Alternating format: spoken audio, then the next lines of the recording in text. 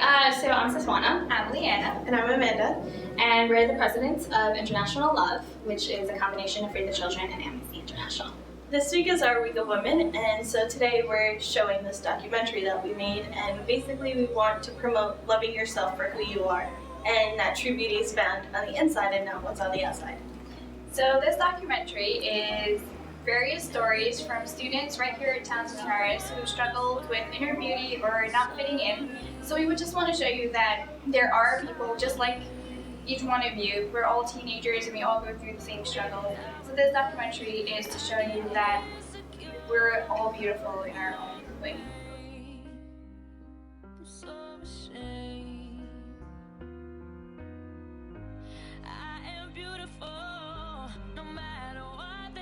I think true beauty is accepting yourself and loving who you are. Beauty is not what's on the outside, it's what's on the inside. Beauty is the quality that separates one person from another, and everyone can be beautiful. Hi, my name is Taylor Johnson and I'm a junior. Ever since I was about 7 years old, I've struggled with self-image. Back in elementary school, I was teased for being the fat kid during recess. And everyone would always throw candy or food at me because they thought all I would do was eat. And they would just call me fat and blubber, and it would make me feel really bad. And it lasted all the way up until 8th grade of middle school because kids just were mean, I guess. I mean, kids are mean. And it only got worse and worse up until the point where I was 10 and I cut myself for the first time.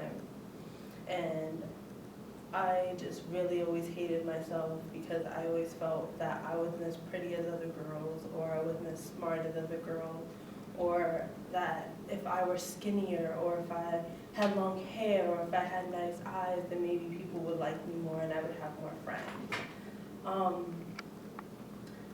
In 8th grade, I met one of my best friends who really helped me along. It wasn't like everything I needed, but she was still there for me and helped me realize that even though I wasn't just as like everyone else, I was still beautiful in my own way, and that's something I still hold really dear to me. Being who I am and going what I've gone through makes me really just nervous when other girls talk about it, because I remember how I felt during my time doing it, and sometimes it just makes me think that other girls are gonna go through even worse than I have. There were times where I felt that I should rather die than be here because I wasn't pretty enough or worthy enough to be on this earth. Today I still struggle with some of these issues, and sometimes I still struggle with the whole idea of being worthy enough for everyone. But every day is a challenge, and every day I get through it, and so every day that I'm alive, I just praise a little bit more. I can walk with my head a little bit higher, and hopefully one day I'll be able to walk with my head full on and walk straight into the sun, knowing who I am is good enough. I mean, I guess when it comes to sort of my self-esteem, my self-worth, I think, during middle school it was pretty good. I had little complaints like, I like my hair, too much acne, but there were little things that never really affected me just because people around me sort of accepted that. But I guess when I started going to high school, I kind of discovered it was a little different. And I'm like, I think I like guys, I don't think I like girls. And I think the first step of that was, it wasn't even discovering that, it's just admitting it to yourself. I couldn't tell myself, I'm gay. That's a big thing to say to yourself. And even once that solidified and I knew that, I had to make sure that no one found that out. It became extremely tiring during the day because it's really terrible. I had to make sure I didn't do anything that was stereotypically gay. I had to make sure I didn't comment on any guys, because the last thing I ever wanted was someone to find that part out about me and then judge me and think of me as less. And I guess eventually in time I became just a little more comfortable with it as I started to tell different people. Because when you tell your close friend and the reaction is either, oh, I love you no matter what, or okay, why does that really matter? It starts to solidify in you, maybe being gay or being different like that isn't really a big part of you, it's just one thing. My favorite color is blue, I'm gay, it's all in the same realm, I think. And even after that solidified, telling people became heart-throbbing. I remember as a sophomore, I tried to tell my lunch table, and it was just like 3 days of heart-wrenching, heart beating really fast. I didn't want to say anything. And then when I actually told them, I put my head down, I'm like, oh God, I don't want to see what their reactions are. And they're like, okay, I really didn't think you were gay, but I don't really care either way, you know, you're still Anthony. And just little steps like that, you start to build your self-confidence up again. And you start, when you're walking down the hallway, you stand up a little straighter because you feel good about yourself. And then it comes to the point now where I don't care, you know, you could walk down the hallway and you just feel good about who you are, because I think just personally, my self-esteem, I think it just comes from the fact that I have so many good friends who know me and all the different things about me, and they like that. And even the annoying things, they kind of come to me for that. And just because of that, I feel like a better person, because I guess if you're struggling with your own problems, you have to find people who like those problems and will accept those problems. And it just makes you feel so much better, because it's like, wow, there's people out here who like me because I'm me. That's the best feeling ever. Hi, everyone. My name is Shantae, and I'm a senior. A lot of you see me in the hallways smiling and whatnot. I'm a pretty friendly person. I guess some facts about me is that I'm kind of an introvert for the most part, which is weird because I'm a very sociable person, or I'm a very approachable person, but I don't really enjoy close contact with others. When I was smaller, I was never really teased about anything, but I used to, I guess, kind of pick on myself for the most part. I always used to be a really chunky person, and everyone always used to be, I guess, okay about it, but I always used to tell myself, you know, you're never really going to get far in life with, you have to be this other person, so, but I couldn't really lose the weight, it just wasn't happening, so I used to always be this very neat and proper person, which I guess helped my motto was, if I can't be pretty, at least be neat, so you wouldn't look fat and just ugly. And then, you know, growing up after that, I was still really chunky, but I had kind of come to terms with it as I got taller, not much, but clearly, but, you know, as I got taller, it kind of evened out. And then at this, like in the middle of 7th grade, I was diagnosed with scoliosis, which isn't really a big deal for the most part, but then the doctor was like, oh, you're gonna have to wear this big brace for 22 hours a day. So it's not even like I could sleep in it and not go out into the world. So this sexy thing right here is what I had to wear for like 4 years. And you put this on my chunky frame and it was just really awkward. And me being an introverted person from the beginning, this just made like social encounters even harder for me. It was really awkward to talk to people. I used to wear sweaters all the time, and just to, I guess, hide it, and then it just made me look bigger than I actually was. And then I came to Townsend, and I never really wanted people to know about it because I thought I would have it off, but my condition kind of got worse, so I had to wear it, continue wearing it. So, and I never really used to tell anyone because I was afraid of what they would think of me when they saw it. But when people found out, I guess just by like trying to touch me and then realizing that they weren't touching like flesh, then they'd ask me about it and they'd tell them. They were pretty accepting, but I don't know, I was always just really afraid. I always used to like, I guess, look out for the disappointment of like people telling me, oh, or ostracizing me, or telling me, you know, oh, I don't want to talk to you anymore because you're weird and you have this weird thing around you. But, you know, eventually I got through it, especially since like freshman gym kind of helped alleviate some of the fat that I had accumulated over the years. And, you know, I don't wear it anymore, but, you know, I think it helped me to be a stronger person in the long run.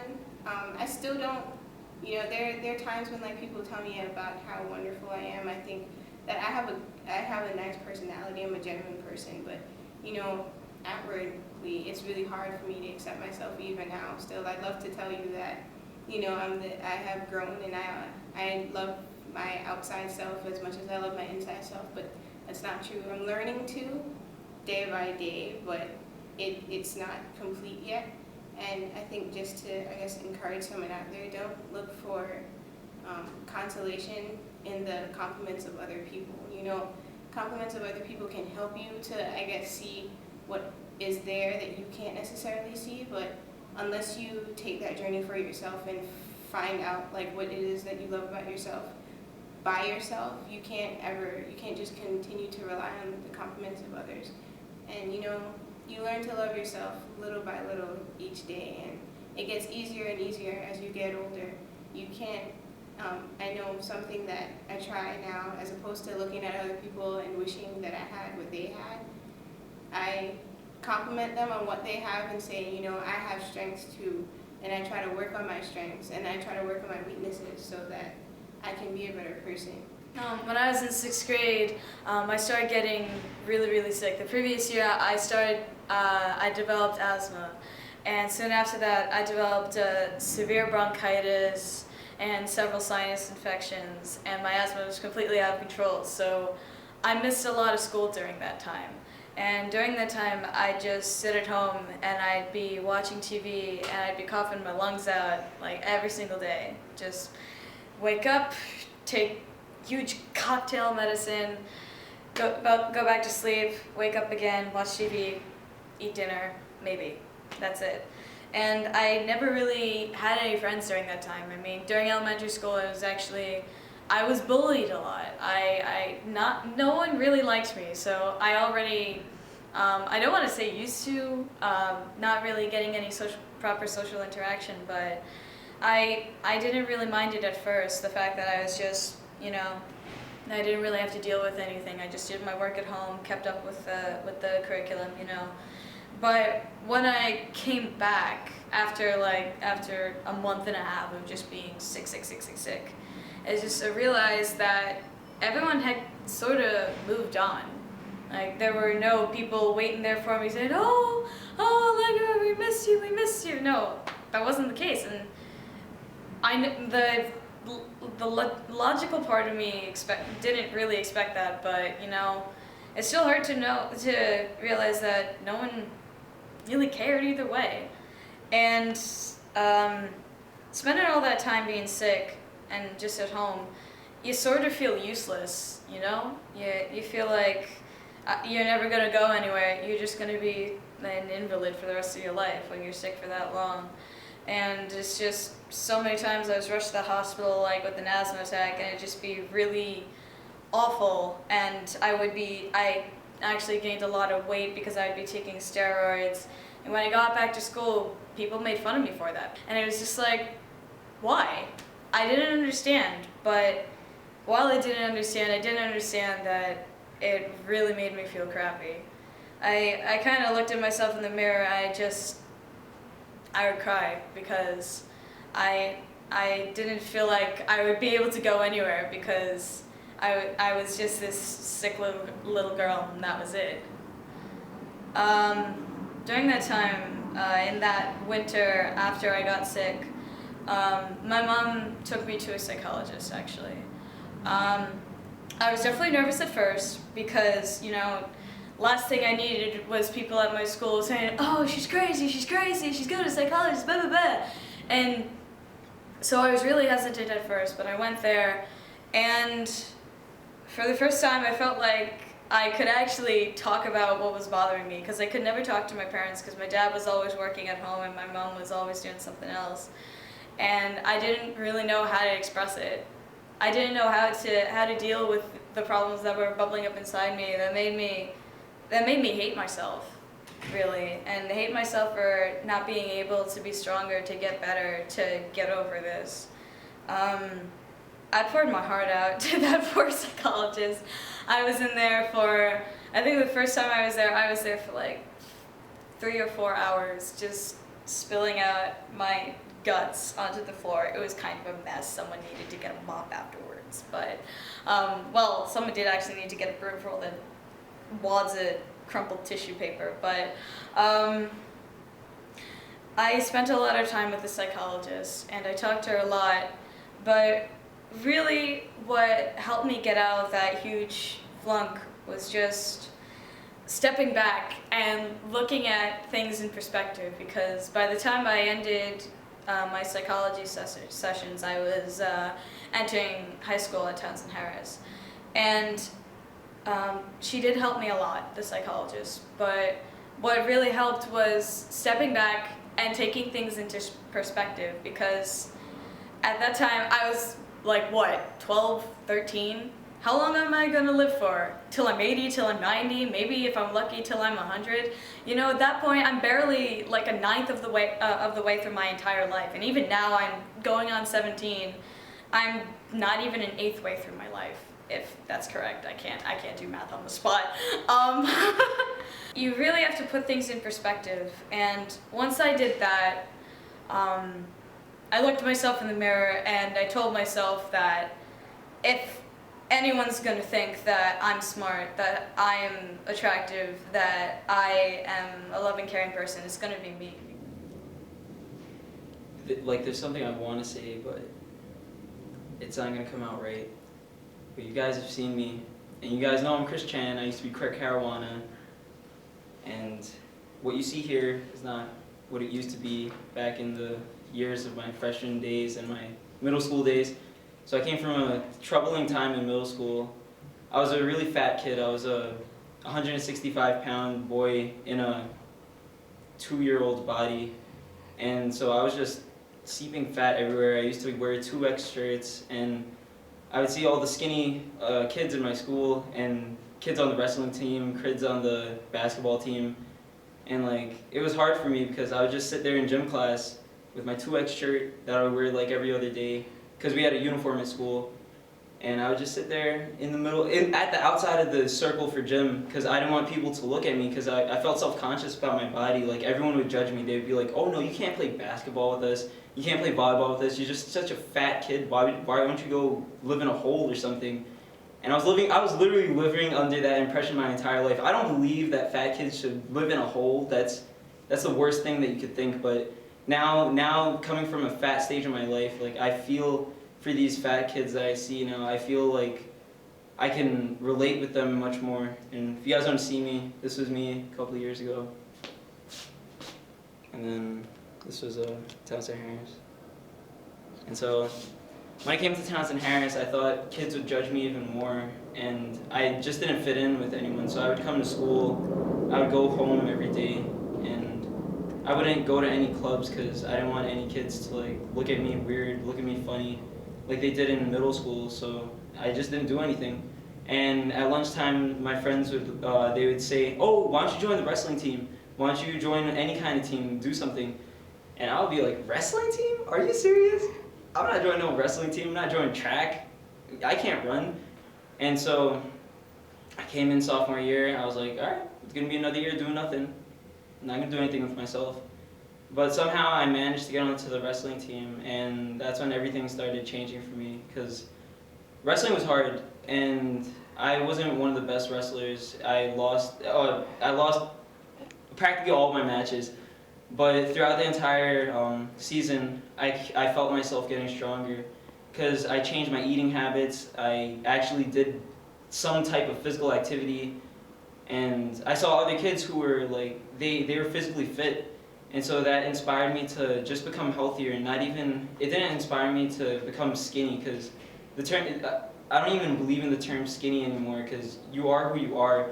And there was someone underneath me that wanted to get out, and I wasn't able to socialize with people and share my feelings, but I was able to do it after a while. My name is Declan Das. Most students here at Townsend Harris know me as Jean Burnett. But the person that I am today wasn't the person that I was about 2 years ago. As a matter of fact, the person that I was 2 years ago was a person that no one looked up to. There's a saying that I really like that I feel fits my life so perfectly. Gold doesn't become gold without going through the fire. I feel that my life fits perfectly to the saying, because like gold, I've become something great. And just like gold, going through the fire, I've been through the fire with all my experiences in my life. I used to make wrong decisions, like disrespecting my mom, doing drugs, drinking, cheating on girls, and all of my wrong decisions had a really bad result. Some of them ended up into me getting into fights. Some of them ended up in me being locked up. And the list can go on and on about bad things. But in October of 2012, I lost 4 of my very close friends. They died driving under the influence on the Southern State Parkway. When this incident occurred, I sat and reflected upon my life. I realized that I've been doing the wrong thing the whole entire time. And I wanted to make a change in my life. Drugs was keeping me down. The alcohol was keeping me down. Everything that I was doing was just bringing me down in life. And I thought about it. I've been gifted with so many talents, with so many gifts from God. With a talent in music, with a beautiful voice, with a very high esteemed high school, where I can go to make a bright future and a successful future for myself. But I've been just wasting all of those, everything that has been given to me. I wanted to make a change, but my mind power wasn't strong enough to do so. But then I finally did make that change. When the same situation with my friends getting into an accident and dying happened to me. On December of 2012, I got into an accident under the influence of marijuana. I was lucky to not lose my life, but the pain still serves as a reminder for my mistake. At this point in my life, I really knew I wanted to make a change. I thought about it, and my mom used to always tell me that I was a lowlife, that I had no future. And all of that really got to me the day that I got my accident. And I wanted to make a change. That's exactly what I did. I turned all my hopes and all my dreams, I put all my weaknesses before God. And God has shown me the way. God gave me the mind power and the willpower to say no to drugs, to say no to alcohol, and to say yes to a bright future. And with that change in my life, today I currently serve my temple as a Hindu priest, exercise my knowledge of the scripture, show my love to God by singing beautiful songs.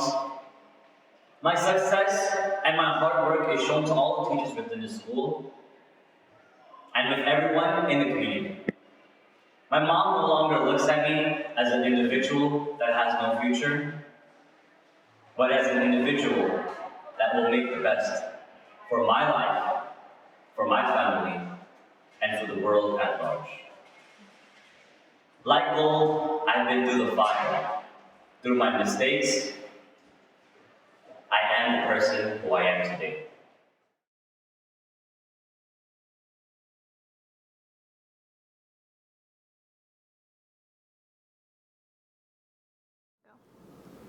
I started wearing makeup in 6th grade because I was never comfortable in my own skin. I had really bad acne and nobody else in my grade had acne, so I figured out that if I wear makeup, I would feel normal. So every day since the 6th grade, I've worn makeup to school. This includes concealer, powder, not really foundation, but I do what I can to cover up like my dark circles and my acne. It was only this year, my senior year in high school, is when I started not wearing makeup to school. My friends told me that I was beautiful no matter what and that I didn't need makeup to impress anybody. And so because of that, I stopped wearing makeup to school and only wear it on occasion. But I now know that I don't need the makeup to feel beautiful because I already am.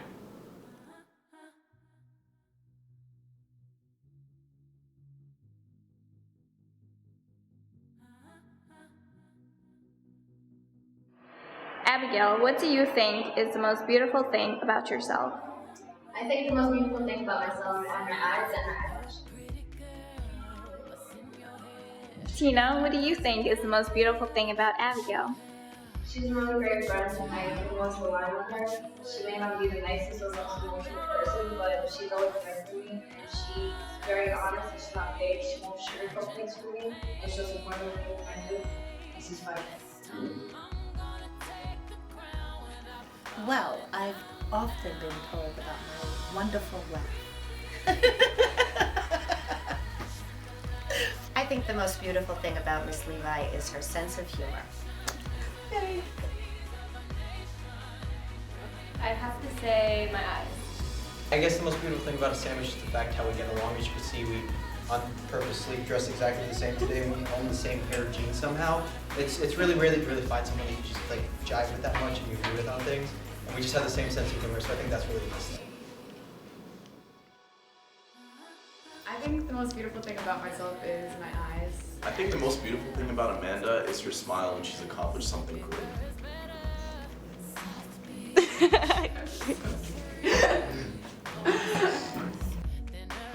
I think the most beautiful thing about me is my eyes.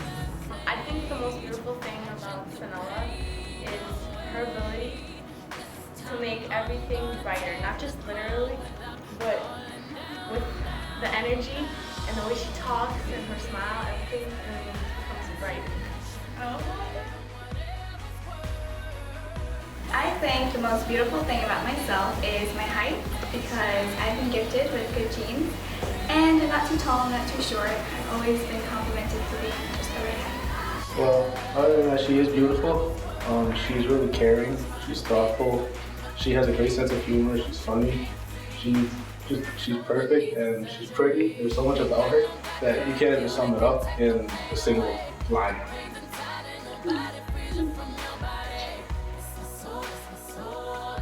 I'm gonna have to say my hair. My hair smells really good about myself because people always ask me like if you don't get it done or whatever, but it didn't. It was just naturally curly. I think the most beautiful thing about Susana is actually her confidence. She knows exactly always what she wants to do and what she wants to achieve, and she always goes after it with like a full heart and good confidence. Oh my God,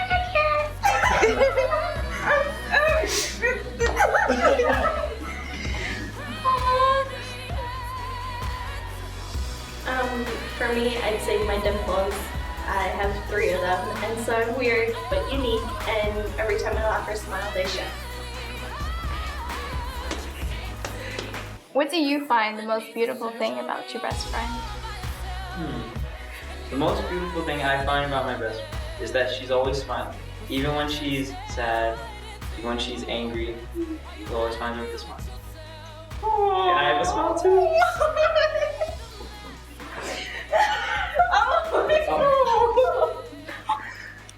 And you had to be in the camera.